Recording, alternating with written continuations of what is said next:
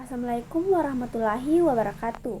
Perkenalkan, nama saya Indiantika dengan NIM 2410200361 dari Prodi Administrasi Publik Universitas 19 November Kolaka.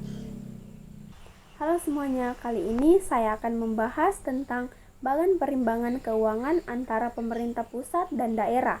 Bagan ini menjelaskan bagaimana hubungan keuangan dan aliran dana antara pemerintah pusat dan pemerintah daerah dalam sistem desentralisasi di Indonesia. Berikut inilah dia bagannya. Pada bagian pertama, pemerintah pusat dan APBN. Di bagian atas bagan, kita melihat pemerintah pusat yang mengelola keuangan melalui APBN, yaitu Anggaran Pendapatan dan Belanja Negara. Dari APBN ini, sebagian dana dialokasikan ke daerah untuk mendukung pelaksanaan desentralisasi atau pelimpahan urusan dari pusat ke daerah. Dana yang ditransfer dari pusat ke daerah terdiri dari beberapa jenis. Yang pertama, dana bagi hasil atau DBH. Dana yang dibagikan kepada daerah berdasarkan penerimaan pajak dan sumber daya alam yang berasal dari daerah tersebut. Yang kedua, dana alokasi umum atau DAU. Dana yang bertujuan pemerataan kemampuan keuangan antar daerah. Yang ketiga, dana alokasi khusus atau DAK. Digunakan untuk mendanai kegiatan atau proyek tertentu sesuai prioritas nasional. Selanjutnya, dana otonomi khusus dan dana penyesuaian diberikan kepada daerah tertentu yang memiliki kekhususan seperti Papua dan Aceh. Semua dana ini termasuk dalam belanja untuk daerah dalam APBN dan merupakan bentuk pelimpahan urusan dan wewenang dari pusat ke daerah. Selanjutnya, pada bagian kedua, desentralisasi dan APBD.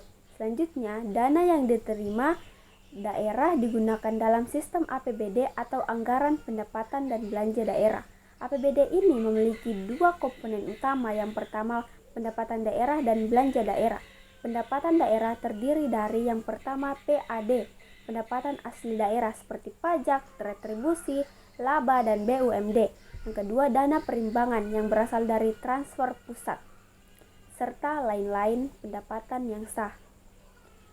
Dari pendapatan ini, daerah kemudian mengalokasikan dana untuk belanja daerah yang mencakup belanja pegawai, belanja barang, belanja lainnya, baik untuk operasional maupun modal pembangunan.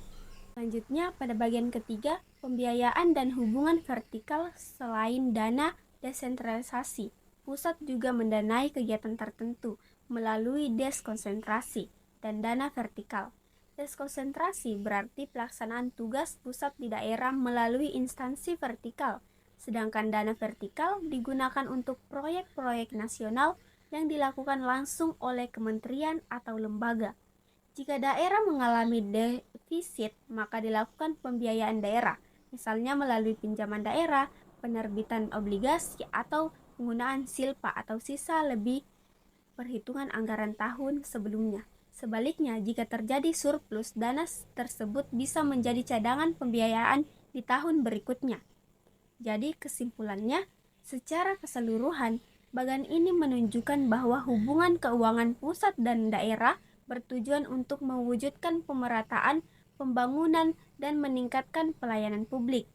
Pemerintah pusat memberikan dukungan dana agar daerah dapat melaksanakan otonomi dengan baik, sementara daerah diharapkan mengelola keuangannya secara efisien, transparan, dan akuntabel melalui APBD. Demikian, itu saja yang dapat saya sampaikan. Lebih dan kurangnya mohon dimaafkan. Saya tutup dengan ucapan Assalamualaikum warahmatullahi wabarakatuh.